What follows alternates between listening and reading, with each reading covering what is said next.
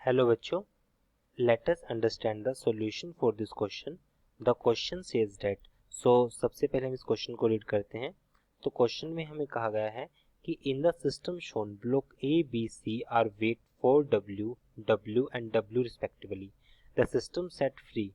The tension in the string block B and C is. तो हमारा main purpose ये है कि B और C के बीच में जो टेंशन होगी मुझे वो फाइंड आउट करनी है, वो कितनी होगी। तो सबसे पहले हम इसका एक फ्री बॉडी डायग्राम इसमें ड्रॉ करते हैं और सबसे पहले हम यहाँ पर जो की कंसेप्ट हम इसमें यूज करने वाले हैं उस कंसेप्ट को यहाँ पर लिखते हैं।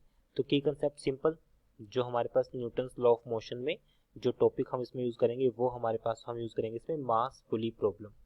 मास पुली प्रॉब्लम को कुछ एडवांस टाइप से हम इसको सॉल्व करेंगे मास पुली प्रॉब्लम को, लेकिन हमें इसमें जो कंसेप्ट लगाना है वो टेंशन एंड एक्सेलरेशन का ही लगाना है। Simple tension and acceleration for mass pulley problem. Sorry for this.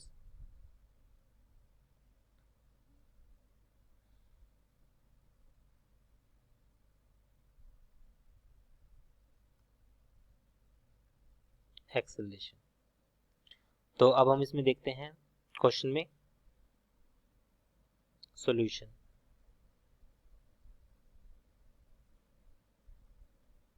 तो सबसे पहले हम सपोज करते हैं ये हमारे पास दो सिस्टम है, एक हमारे पास लेफ्ट साइड सिस्टम है, एक हमारे पास सपोज ये राइट साइड सिस्टम है।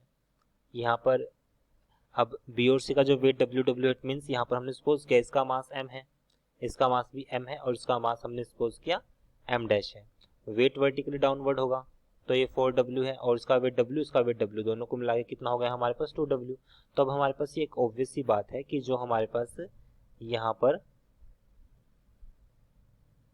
जो बॉडी है वो किस प्रकार से मूव करेगी। अगर मैं देखा जाए तो जो बॉडी की मूवमेंट होगी हमारे पास वो कुछ इस तरह से होगी, बॉडी कुछ इस तरह से मूव करेगी क्योंकि वेट 4w हमारे पास यहाँ पर क्या है, 4w की वैल्यू है हमारे पास वो ज़्यादा है 2w से, 4w की वैल्यू हमारे पास 2w से ज़्यादा है। अब हम इसमें टेंशन की अगर हम बात करें तो अब यहाँ से यहाँ तक का स्ट्रिंग तो सेम है, तो यहाँ से यहाँ तक का अगर स्ट्रिंग सेम है तो यहाँ पर हमने सपोज किया कि जो वैल्यू है हमारे पास वो T1 है। तो ये जो वैल्यू है हमारे पास वो T1 है और बाकी वैल्यू को हम इसमें देखते हैं। यहाँ से यहाँ तक की जो वैल्यू है हमारे पास वो हमने सपोज किया T1, तो स्ट्रिंग तो सेम है, ये भी T1 हो जाएगा और यहाँ पर जो वैल्यू होगी वो T2 हो जाएगी, ये वैल्यू हमारे पास T2 हो जाएगी। तो अब हम इसमें देखेंगे कि जो वेट है हमारे पास, अगर हम एक बॉडी के वेट की बात करें, सिंपल इसकी बात करते हैं, इसका वेट क्या है W, अगर ये तो दोनों का कंबाइन है 2W। अगर मैं इसकी बात करूँ तो वेट जो होगा हमारे पास वो किसके इक्वल है, mg के इक्वल, वेट हमारे पास mg के इक्वल है। इसी तरह अगर मैं इसकी बात करूं, इसका वेट किसके इक्वल है 4w, जो 4w है हमारे पास है 4w वो वेट है, इसका वेट कितना, इसका मास कितना है m डैश, तो ये हो जाएगा हमारे पास m डैश g। वेट किसके इक्वल है mg के इक्वल, तो ये आएगा वेट यहाँ पर इक्वेशन क्या है, सपोज ये इक्वेशन फर्स्ट थी, फर्स्ट को मैंने यहाँ पे पुट किया, ये हो जाएगा हमारे पास mg, ये हो जाएगा m डैश g, g से g कैंसिल, तो m डैश की वैल्यू किसके इक्वल आएगी 4m। तो पहला पॉइंट तो हमारे पास यहीं पर बन गया कि जो m डैश की वैल्यू है हमारे पास वो 4m के इक्वल है, m डैश की वैल्यू जो हमारे पास है वो 4m के इक्वल है, ये वाला m डैश की वैल्यू 4m, तो मतलब ये तो 4m डैश की जो वैल्यू हमारे पास आई है वो 4 गुना आई है m इनके मास से 4 गुना, ये हो जाएगा। अब हम बात करते हैं नेट एक्सेलरेशन की। अगर मैं नेट एक्सेलरेशन की बात करूं तो इस पर लगने वाला नेट फोर्स, पूरा सिस्टम है उस पर नेट फोर्स कितना लगेगा, divide by total mass, divide by total mass. अगर एफ नेट की बात करूँ यहाँ पर कितना है 4w, अब इसको अपोज क्या करेगा 2w, क्योंकि इसमें जो टेंशन होगी पूरे सिस्टम की वो 2w के इक्वल है, तो इसको तो अपोज 2w कर रहा है, तो यहाँ पे एक, तो इस पर नेट कितना लगेगा 4w माइनस 2w। अगर मैं पूरे सिस्टम पे नेट की फोर्स की बात करूँ तो यहाँ पर 4w और 2w जो है वो कुछ इस तरह से लगेंगे, 2w मीन्स जो उसकी टेंशन है जो कि वो 2w को बैलेंस करेगी, divide by total mass. Total mass कितना आएगा 4m इसका है, 2m m और m इसका है, तो 4m जमा 2m कितना हो जाएगा 6m, तो ये वैल्यू आएगी हमारे पास 2w divide by 6m। 2w कितना है, w मतलब mg, 2mg divide by 6m, यहाँ पे m से m कैंसिल, तो ये वैल्यू हो जाएगी हमारे पास g/3। तो जो एक्सेलरेशन होगा पूरे सिस्टम का, जिससे एक्सेलरेशन कुछ ऊपर की तरफ मूव करेगा ए, वो हमारे पास आएगा g/3, वो हमारे पास आ जाएगा g/3।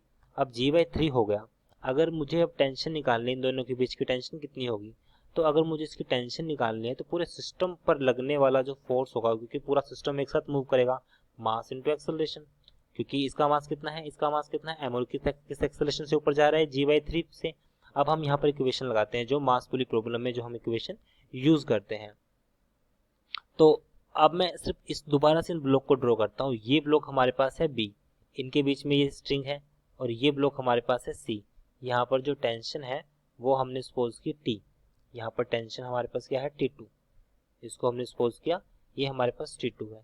तो अब इसका जो वेट होगा हमारे पास कुछ इस तरह से, इसका जो वेट है इस सिस्टम का, सिर्फ ओनली अगर इस सिस्टम की बात करें तो इस सिस्टम का वेट हमारे पास कितना हो जाएगा, mg। ओनली मैं सिर्फ इसकी बात कर रहा हूँ, तो ये होगा mg। और बॉडी वर्टिकली अपवर्ड मूव कर रही है, मास इस पे है m, एक्सेलरेशन इस पे है g/3।